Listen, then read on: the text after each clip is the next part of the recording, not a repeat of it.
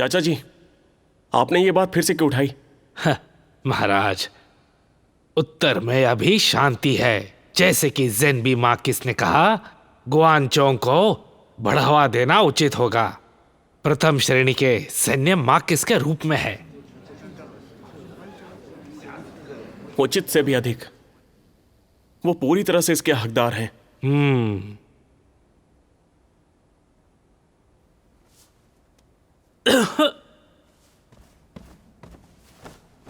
मैं सहमत हूँ। ज़ेन्बी मार्क्विस की सेवा सराहनीय थी। हम समर्थन करते हैं। कैसे किसी को आपत्ति है? महाराज, मैं वैद्य, आप बोलिए। मैंने एक आम आदमी की तरह अपने खेतों में खेती करके अपना जीवन शुरू किया और सम्राट की सेवा में बहुत कष्ट है। जूडिंग ने अपना आधा जीवन सेना में बिताया। वर्षों तक सीमा पर सैनिकों की टुकड़ियां तैनात रही और रेगिस्तान की रेत में अपना खून बहाया। ये एक बहुत बड़ा तथ्य है। उन्होंने जामसी को मार डाला और जीजी को हरा दिया। वो पूरी तरीके से इस उपाधि के हकदार है। गुंगचोंग ने दुश्मनों को दूर रखने के लिए सेनाओं को प्रशिक्षित नहीं किया, ना ही उन्होंने किसी योग्य जनरल को उपाधि दी। उसकी कौन सी सराहनीय सेवा है?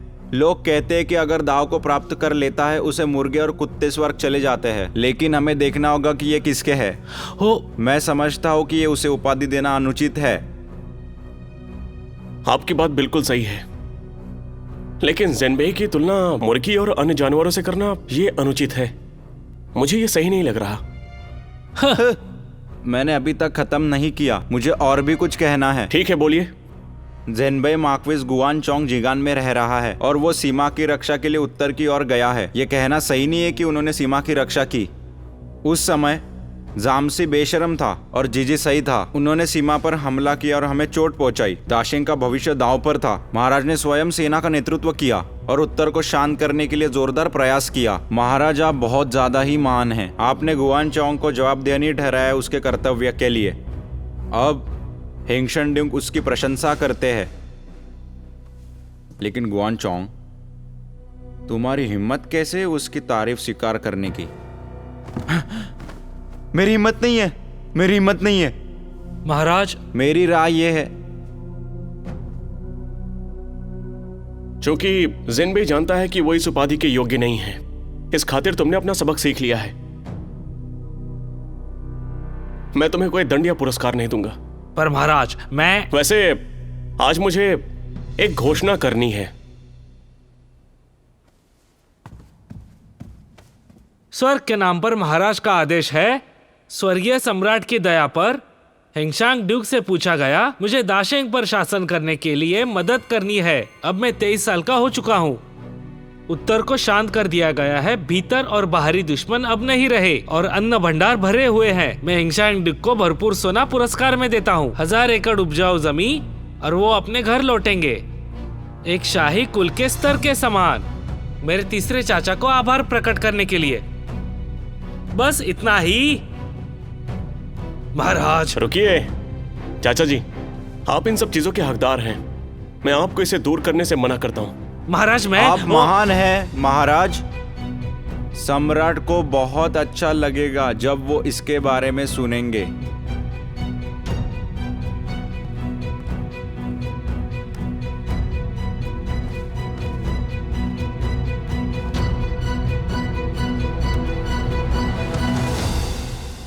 ठीक है, आज मैं बहुत खुश हूं।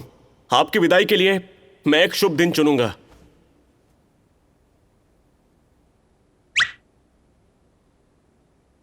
सभा समाप्त। सभा समाप्त हुई।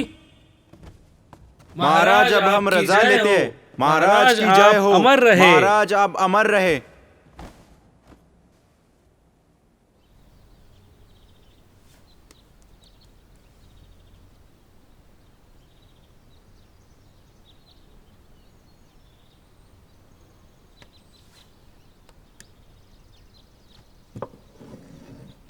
महाराज,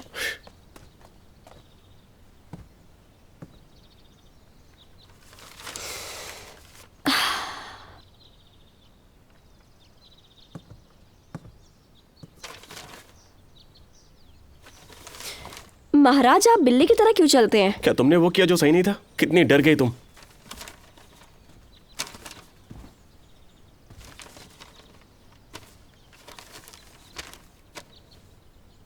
ये क्या है? छोड़िए, मैंने कल आंतरिक महल का नाड़ी प्रशिक्षण देखा। उनके शरीर बहुत कमजोर हैं, तो मुझे हूना की याद आ गई। देखिए ना महाराज, उत्तर में हर व्यक्ति सैनिक है, यहाँ तक कि औरतें और बच्चे भी युद्ध की तैयारी में। तो तुम दाशेंग की सेना का मनोबल बढ़ाने के लिए मुक्केबाजी का आविष्कार करके ग्रैंड मास्टर बनना चाहती हो? ये काम कर सकता है। हाँ।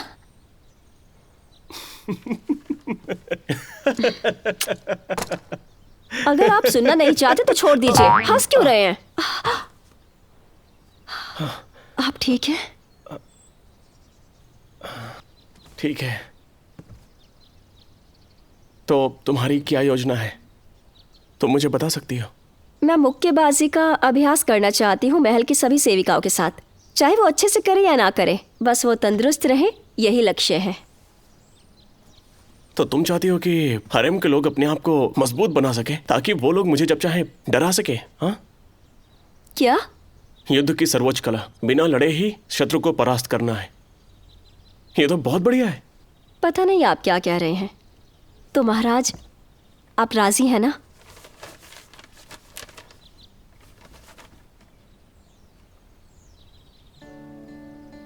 मैं सहमत हूं। अब मैं माँ को बताने जा रही हूँ। रुको जरा, कल भी तो जा सकती हूँ।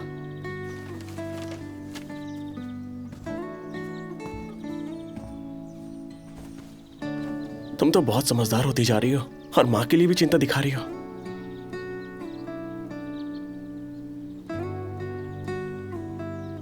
आज सुबह आपका सभा का काम कैसा रहा?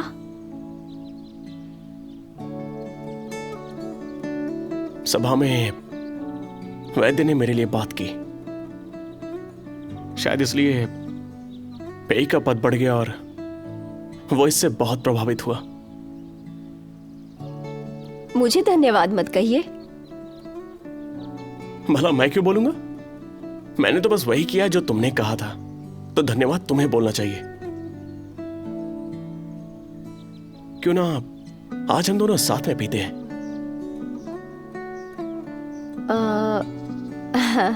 मुझे खुशी हुई, लेकिन मुझे मुक्केबाजी के ऊपर अभी काम करना है, तो फिर कभी। आज से बेहतर कुछ नहीं होता।